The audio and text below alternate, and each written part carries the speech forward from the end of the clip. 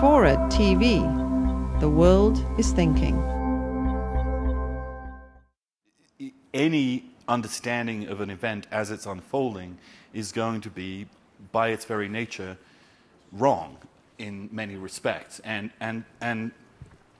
Or it may be right at that particular moment, but wrong a day later. I mean, these catalytic human events are extraordinarily hard to understand, you know, from a historical point of view, sociological, any point of view, especially with a regime like this, which is a very complicated and a changing regime. So I think it can distort. I think the important thing, everything is true as long as it isn't taken to be anything more than it is.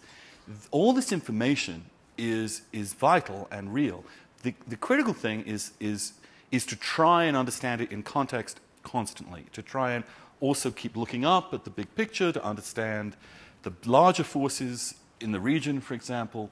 But for this instance, obviously this is something that, look, this is in some ways what George Bush argued for. I mean, this is the actual democratic revolution that the United States has been saying needs to happen. It didn't happen in Iraq.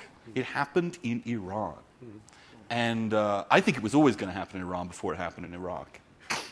Just coming back to your question, I mean, I think, of course, it's distorting to read. I mean, those of you who haven't done this should go on Andrew's blog and look at some of these Twitter streams, which are, I mean, he has them in green also, so they're delineated and they feel even more urgent for whatever reason. But you read them and you really are taken to the street.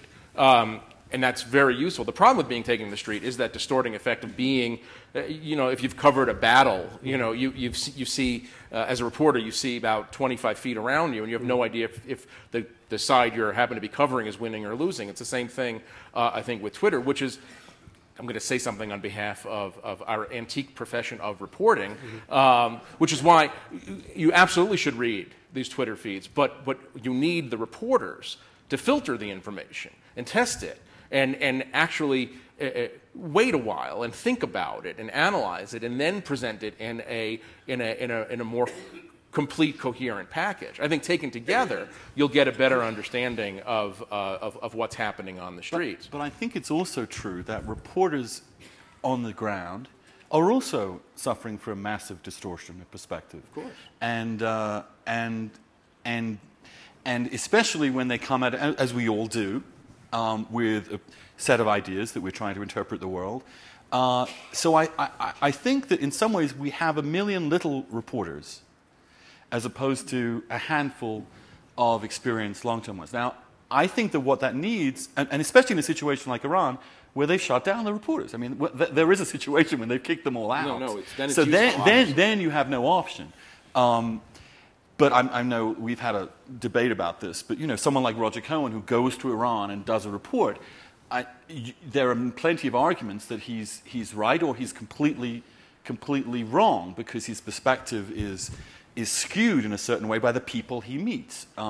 So I think there is not some golden reporter objectivity standard.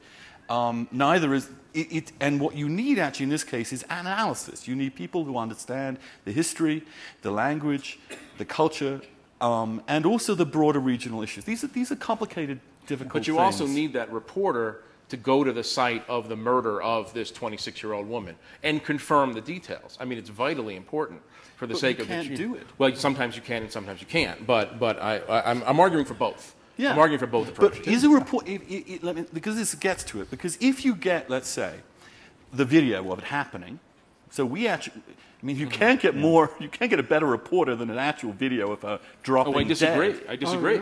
You didn't see where the bullet came from in the video. No, but that's a start. It's a start, absolutely. Then you have the testimony of the person who rushed up to help her. Then you have the testimony that comes out via these issues, not through a reporter, but through these new media that explains what happened in the hospital. Then you get the statement of the government that also comes out without a reporter that is actually in contradiction to the obvious facts. Like they actually said the CIA shot her in the head. Well, everybody knows this is how stupid this regime is in so many ways, that she was shot here. Yeah.